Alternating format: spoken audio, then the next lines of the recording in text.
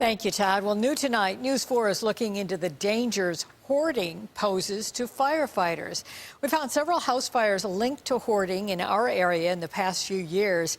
News 4's Christy Kern talked to fire officials about how this can affect their crews. Christy? Jackie, some fire officials say it's been a bigger problem in the past several years. They say a firefighter's job is already dangerous as it is, and a hoarding situation only makes it more difficult. Rooms filled with clutter and boxes, stacked to the top like building blocks. Firefighters struggle through rubbish to get to the flames. It's situations like this firefighters say are downright dangerous.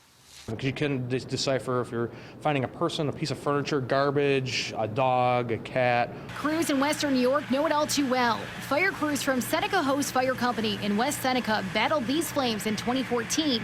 The owner was not home, but the chief at the time said the fire was related to hoarding.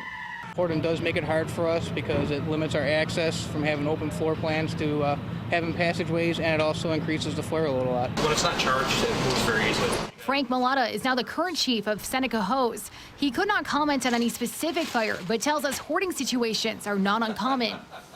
I see it a lot more than I would think. Cannot get behind the house. He says he sees it not only with fires, but also EMS calls. We actually had to knock out a window and climb over the stuff to get into the house because we had a report of someone ill. It's so dangerous, it can be deadly. This is video from a fire in Batavia in 2013. Firefighters smashed the windows to try to get inside. A man in his 80s died. His wife survived, but fire crews say the couple had more than 20 cats inside, plus piles of belongings. It was a hoarding family, so there was a lot of obstacles to get through a heavy fuel load. We talked to Buffalo Fire Commissioner Garnell Whitfield about what it's like to fight a fire in a hoarding situation.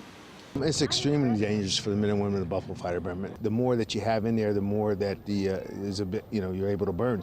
And it's not always what you would expect. Whitfield says homes that look tidy on the outside can be filled from top to bottom on the inside.